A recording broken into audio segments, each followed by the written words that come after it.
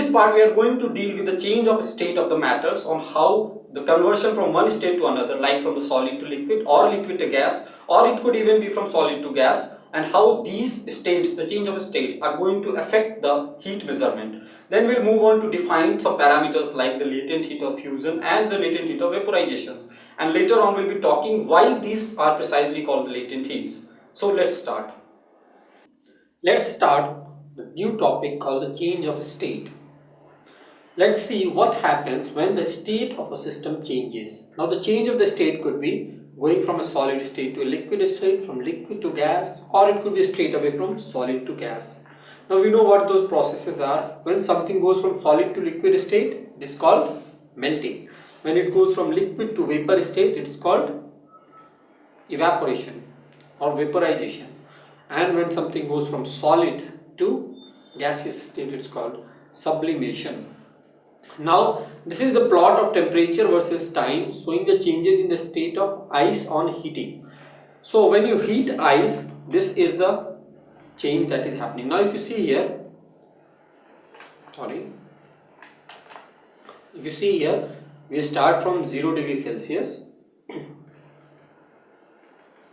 Now when you start from 0 degrees Celsius, this temperature is, this is the temperature scale. Now this is time scale, means you are heating it for a continuously, and we are observing it on the time scale. Now if you see here, for 0 to Tm time, it remains at 0 degrees Celsius. This level is 0. So for 0 to Tm time, what is the temperature? It's still 0 degrees Celsius. So what is happening? So you are continuously supplying the heat between this time I am talking, and the state is still, the temperature is still the same, right? Where is this heat going? Where is this heat going? We are supplying the heat and still the temperature is same. So where is this heat actually being lost? Now you see what happens after Tm. After Tm, again you are supplying heat continuously. So at this time, the temperature is this. If you see here, this is the temperature. At time suppose T1, at time T2, if suppose this is time T2, now the temperature has gone up. This is the temperature, and then at some time, let's make this capital T, the temperature is 100 degrees Celsius. Okay, again you see what is happening. Now from this time capital T to this time, if I drop it here, T dash, between time T to T dash, again you are continuously supplying the heat, but the temperature is still 100 degrees Celsius. There is no change in temperature. Again you see you are supplying the heat and the temperature is not changing. Where is this heat being lost? So the solution to these two situations where there is no change in temperature even though you are supplying the heat is the change of state. Means that heat energy is actually going into converting the state of the system from one state to another. At this point, it was changing from ice to water. So exactly at time Tm, when you are here at this point, exactly at time Tm, what has happened is that the total ice, the solid ice at 0 degrees Celsius has converted to a liquid ice at 0 degrees Celsius. That is what has happened. The temperature is still 0, but the state has changed from solid to liquid. So this change of state, which is called melting, it absorbs that heat. Again the temperature is increasing, and again here in this phase what is happening, it's changing from liquid to vapor at 100 degrees Celsius. Okay. So this is the change of state, and in the change of state the heat is being absorbed for the change in state.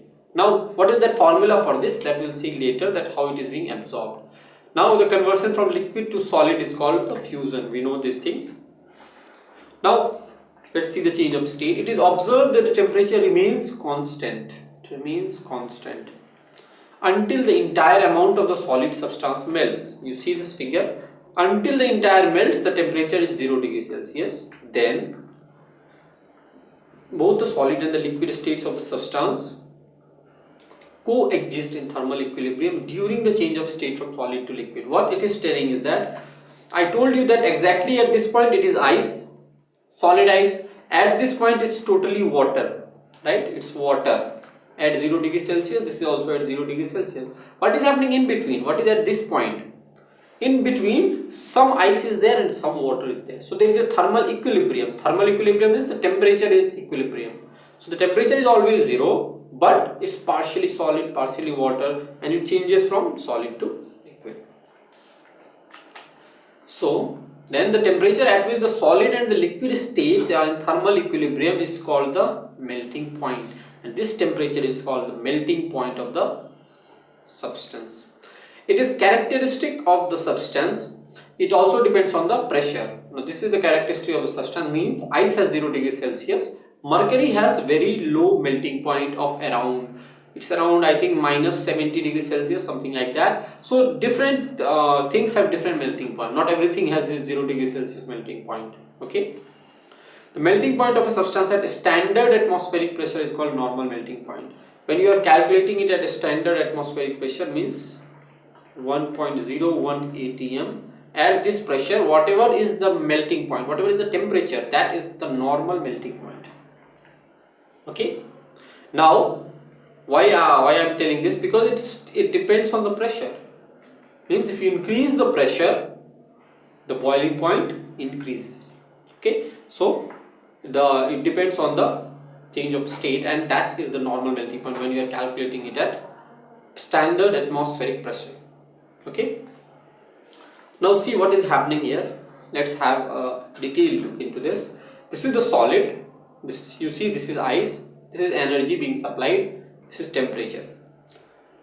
Now first, this is at a very low temperature. Let's mark these temperatures. This temperature is actually 0 degrees Celsius. This temperature is 0 degrees Celsius if I write it for water.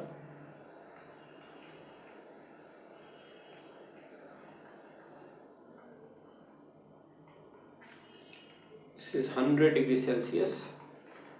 This is again 100 degrees Celsius. You can see these values. This value is 0 degrees Celsius. This is not the origin, this is not 0. Okay, this is 0 for heat energy but not for the temperature. Okay, now see what is happening when the ice is at a very low temperature. Suppose the ice is at minus 30 degrees Celsius. Suppose you supply heat to it, what will happen? Its temperature will increase to 0 degrees Celsius. You are continuously supplying the heat, it goes to 0 degrees Celsius, this point. After that, if you supply the heat, the temperature doesn't change. We have seen why. Because that energy is going into changing the state of the system. Okay. So from here to here, for whatever heat energy, what is the heat energy supplied? Is this energy, this delta E. This energy supplied, it simply goes into changing the state of the system. Now this delta E, if I write in the terms of heat, delta Q is mass of the body into L. What is L? This L is the latent heat. Now since here this is fusion that is happening because it's changing from solid to liquid, we call it latent heat of fusion. When the same thing will happen here in case of boiling, then it will be latent heat of vaporization. So it depends on what state is changing. What is important is the latent heat. Now you can see it why it's named latent. The reason it's called latent is meaning of latent is hidden. Why it is called hidden is because you're supplying the heat and the temperature is not changing. So it's something like the heat is being lost. So where it is lost, it's actually not being lost, it's actually changing the state of the system. So that heat is M into L. Okay. So again the temperature rises, again here the temperature remains constant. Again, where does this energy goes? This heat energy delta Q. This is again the mass of the system, whatever is that, and the latent heat of vaporization, L vap. Okay. And what was this delta E here? It was mass into L of fusion, latent heat of fusion, going from solid to liquid. These values are given to you. Again, when you heat, now the gas, it increases its temperature. It keeps on increasing. Okay. Now see, let's see what is triple point. Now in thermodynamics, the triple point of a substance is the temperature and pressure. It is that temperature and pressure T and P. Both are needed to define the system, at which the three phases, that are the gas, liquid and the solid, they coexist in thermodynamic equilibrium when all of the three will exist. That means it's not like only solid and liquid are there as it's happening in the melting of the liquid, or only the liquid and the vapor is there as is happening in the vaporization of the liquid. Rather, it's all the three states that are existing, that coexist at the same time. You can see here what's happening. Now this point is called the triple point, because this is the point when all the three states coexist. Now if you see, this is the solid phase, this is the vapor phase. So this line, what is this line? This line from here to here is sublimation temperature. This is where sublimation is happening, right? From solid to gas. What is from solid to liquid? It is melting. So along this line, the melting is happening. So why there are so many temperatures? Why there are so many temperatures of melting? If it is melting and these are so many temperatures, right? This is this one temperature, this value of temperature is different, this value of temperature is different. If you read on this, it's because of the change in pressure. Because you are changing the pressure, the temperature is changing, but the process is still the same. It's still the melting. Sorry. Similarly, here you had sublimation. The process is still the sublimation, but when you do sublimation at a different pressure, at this pressure, temperature is this. When you do sublimation at this pressure, the temperature is this. That is what it shows. So now this point is the triple point. At this point, all the three states coexist. Okay, that temperature is called the triple point. So now let's see this question. When 0.15 kg of ice at 0 degrees Celsius, so we have a ice, it is kept at 0 degrees Celsius, its mass is 0.15 kg. This is mixed with 0.30 kg of water. You have a water, 0.3 kg at 50 degrees Celsius. In a container, if you mix these two in a container, then the resulting temperature is, final temperature, if you find out, is 6.7 degrees Celsius. Now you see this temperature is greater than the melting point. It's greater than 0. That means the whole of the system is now in the liquid state, right? Sorry. If the final temperature is this, what this means? This means that now whole of the system is in liquid state. You have to calculate the heat of fusion of the ice. What is the latent heat of fusion of the ice? Okay, so when you mix these two, what will happen? See, this was at 50 degrees Celsius, this is at 0 degrees Celsius. This is losing the heat, and this is the system that will gain the heat. Because this is at high temperature, it will lose the heat. So see what's happening. It will go from 50 degrees Celsius to 6.7 degrees Celsius. So this loses the heat in going from 50 to 6.7. Now this ice, in going from 0 to 6.7, that is the final state, final fate of these two is 6.7 degrees Celsius, right? So in going from 0 to 6.7, it gains the heat. Now will we directly apply ms into delta T for both of this? Not in this case. Why? Because there is a change in state. Here, before going to liquid state, it will gain some heat as the latent heat of fusion, and then it will use ms delta T, because then only delta T is happening. Delta T is not happening when there is change in state. Okay, that means what is the heat gain and what is the heat loss? That's what we will find now. So now this is 50 degrees Celsius at 0.3 kg. What is the heat lost by it? It goes from 50 to 6.7. So its mass is this.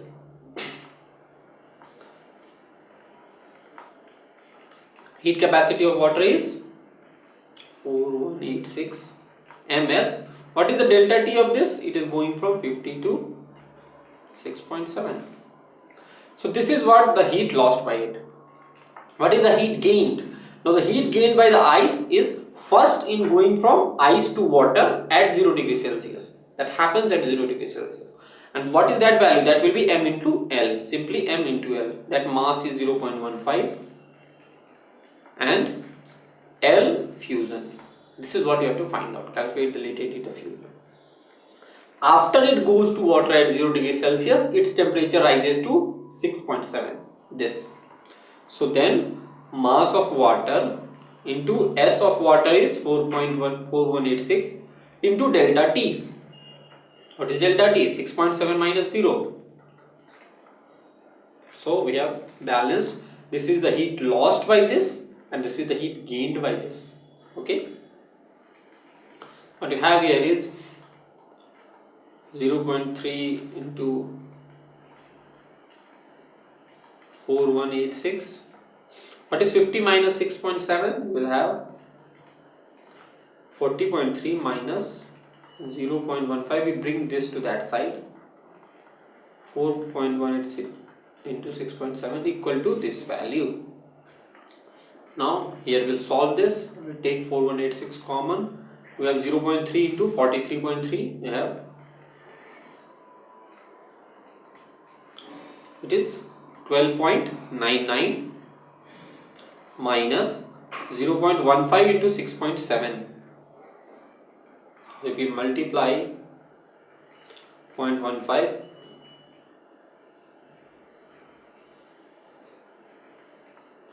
so it's 1.005 is equal to 0.15 into latent heat of fusion. Okay. So what is this value? This latent heat of fusion will be 4186 into 12.99 minus 1.005. This is 11.985 by 0.15. Okay. So this becomes 15. This is 1198.5. If we cancel this, we'll have